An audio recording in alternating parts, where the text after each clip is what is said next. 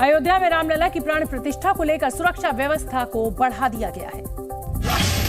अयोध्या में जनवरी में होने वाले प्राण प्रतिष्ठा कार्यक्रम के मद्देनजर यूपी एटीएस ने पूरे शहर की सुरक्षा कड़ी कर दी है। सुरक्षा व्यवस्था मजबूत करने के लिए यूपी एटीएस के जवानों को अत्याधुनिक हथियार दिए गए हैं। बंगाल की मुख्यमंत्री ममता बनर्जी ने केंद्र सरकार पर हमला बोलते हुए कहा कि केंद्र सरकार जीएसटी के नाम पर सारा टैक्स ले जाती है। तेलंगाना के निजामाबाद में चुनाव प्रचार के दौरान बीआरएस और कांग्रेस के कार्यकर्ता आपस में भिड़ गए। बीआरएस ने आरोप लगाया कि कांग्रेस समर्थकों ने उन पर हमला किया, तो वहीं कांग्रेस का कहना है कि बीआरएस कार्यकर्ताओं ने उनके समर्थकों की पिटाई की।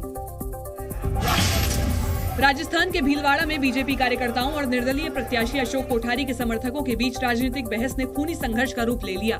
झगड़े के बाद कार्यकर्ताओं के बीच चाकूबाजी हुई, जिसमें एक युवक की जान चली गई। मीराबाई के 525वें जन्मोत्सव में शामिल होने मथुरा दौरे पर पहुंचे प्रधानमंत्री नरेंद्र मोदी ने वहां सबसे पहले श्री कृष्ण जन्मभूमि के दर्शन किए। प्रधानमंत्री ने इस दौरान वहां पूजा अर्चना की और संतों का आशीर्वाद लिया। मंदिर के पुजारियों ने भी पीएम को सम्मान में अंगवस्त्र भेंट किया, साथ ही पगड़ी पहनाकर उनका मान बढ़ाया।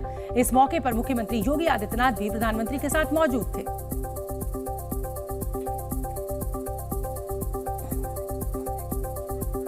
मीराबाई जयंती समारोह में शामिल हुए प्रधानमंत्री मोदी ने इस दौरान मीराबाई के एक सम्मान में डाक टिकट भी जारी किया। इस डाक टिकट में मीराबाई की तस्वीर थी, जिसे जारी करते हुए पीएम मोदी काफी खुश नजर आए। मीराबाई की ये 525वीं जयंती है, लिहाजा इस मौके पर पीएम मोदी ने उनके सम्मान में 525 रुपए का एक विशेष सिक्का भी जारी किया। ये स्मारक सिक्का 4 धातुओं से मिलकर बनाया गया है, जिसमें 50% चांदी, 40% तांबा, 5% निकल और 5% जस्ता मिलाया गया और इसका वजन 35 ग्राम है। मीराबाई जयंती कार्यक्रम में पीएम मोदी ने अपने संबोधन में कहा कि अब ब्रिजभूमि का भी विकास होगा। पीएम ने कहा कि आजादी के बाद ब्रिजभूमि को महत्व नहीं मिला और ब्रिजभूमि को विकास से दूर रखा गया, लेकिन अब मथुरा और ब्रज का भी विकास होगा और मथुरा भी भव्य रूप में दिखेगा। पीएम ने यह भी कहा कि अब अयोध्या में राम मंदिर की तारीख आ गई। इस क्षेत्र ने मुश्किल से मुश्किल समय में भी देश को संभाले रखा, लेकिन जब देश आजाद हुआ तो जो महत्व इस पवित्र तीर्थ को मिलना चाहिए था, दुर्भाग्य से वो नहीं हुआ। और इस समय की बड़ी खबर आपको बता दें, जम्मू कश्मीर से ये बड़ी खबर, अखनूर में सुरक्षा बलों ने एक बड़ी आतंकी साजिश को नाकाम कर दिया है।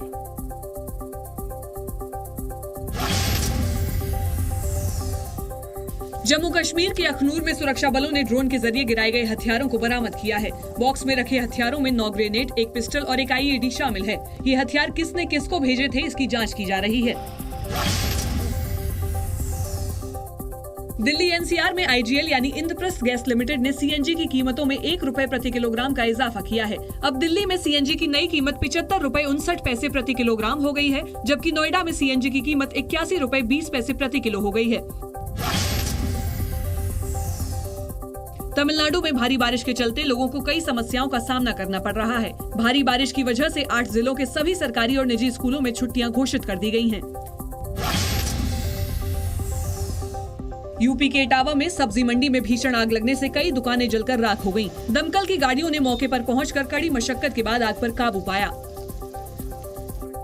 जम्मू कश्मीर के राजौरी में सुरक्षा बलों को बड़ी कामयाबी मिली है। राजौरी के बाजीमल में कल से चल रहे एनकाउंटर में सुरक्षा बलों ने आज लश्कर के 2 आतंकवादी मार गिराए, जिनमें लश्कर का एक टॉप कमांडर कारी भी शामिल है।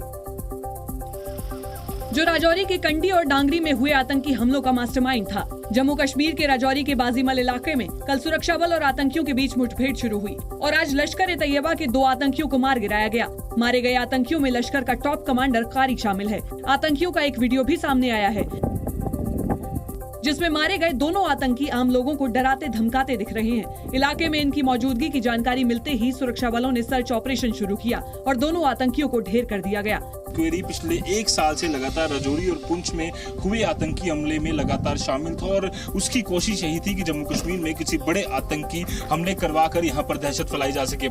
इलाके में अभी भी आतंकियों के छिपे होने की खबर है, जिसके लिए तलाशी अभियान चलाया जा रहा है।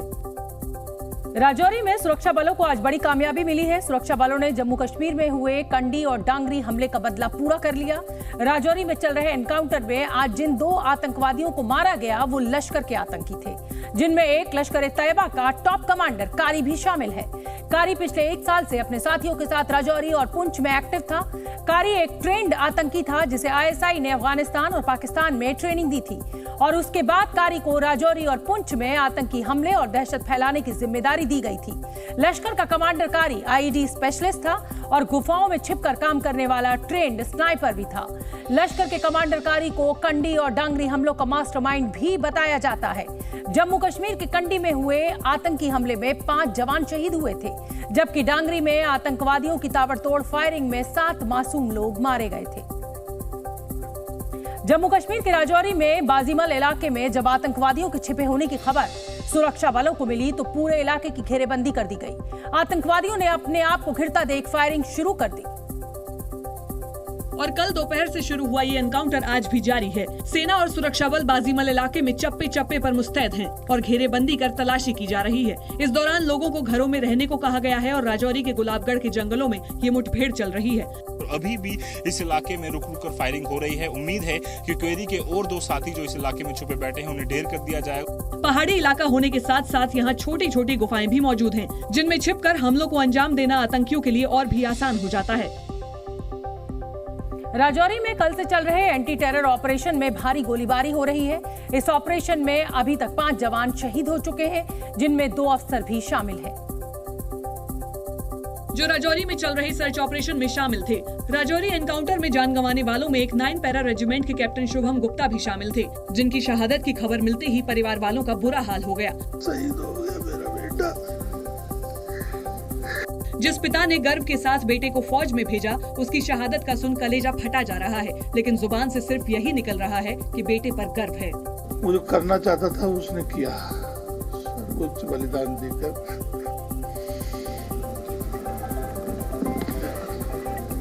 कैप्टन शुभम की अपने पिता से कुछ दिन पहले ही बात हुई थी, जिसमें वो लगातार बड़ा टास्क पूरा करने की तरफ इशारा कर रहे थे। पिछले 15 दिन से ही लगातार कह रहा था एक काम करके आता हूँ,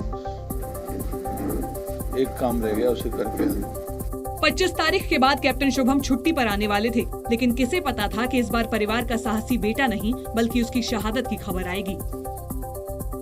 राजौरी के बाजीमल में चल रही मुठभेड़ में 4 जवान कल शहीद हुए थे, जबकि ड्यूटी पर तैनात एक जांबाज की शहादत आज हुई।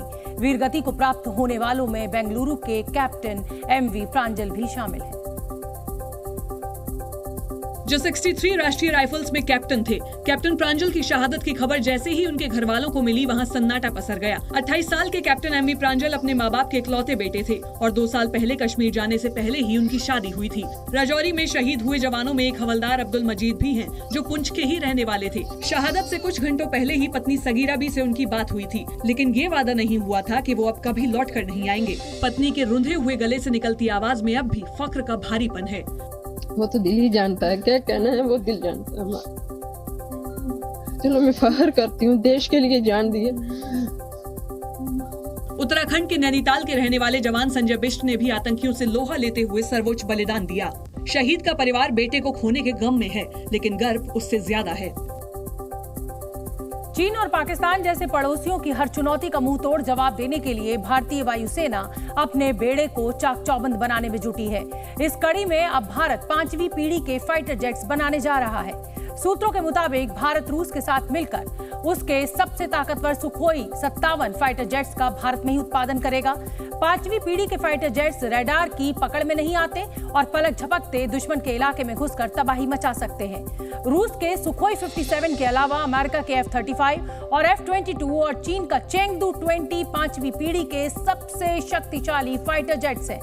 रूस ने 2020 में सुखोई 57 को अपनी वायुसेना में शामिल किया था। सुखोई 57 एक बार में 10 टन से ज्यादा वजन के हथियार ले जा सकता है। ये लड़ाकू विमान 66,000 फीट की ऊंचाई पर उड़ान भर सकता है और वो भी मैक 2 स्पीड से, यानी आवाज से दुगनी रफ्तार से। एक बार टैंक फुल होने पर यह लड़ाकू विमान 3,500 किलोमीटर तक उड़ सकता है और एक बार में इस पर 12 हथियार लगाए जा सकते हैं, जिनसे ये जमीन, आसमान या समुद्र में किसी भी ठिकाने को तबाह कर सकता है। बताया जा रहा है कि समझौता होने के बाद भारत नासिक में HAL यानी हिंदुस्तान एरोनॉटिक्स लिमिटेड के प्लांट में सुखोई 57 का उत्पादन शुरू कर सकता है, क्योंकि नासिक के प्लांट में भारत 250 से ज्यादा सुखोई 30 फाइटर जेट्स का उत्पादन कर चुका है। दुनिया को कोरोना जैसी जानलेवा महामारी देने वाले चीन में एक बार एक रहस्यमय बीमारी का खतरा अब मंडरा रहा है। निमोनिया जैसे लक्षण वाली ये बीमारी तेजी से बच्चों को बीमार बना रही है।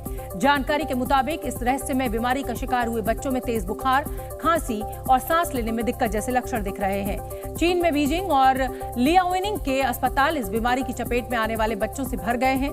हेल्थ एक्सपर्ट्स इसे रहस्यमय निमोनिया कह रहे हैं, जो खास तौर पर छोटे बच्चों को अपनी चपेट में ले रहा है।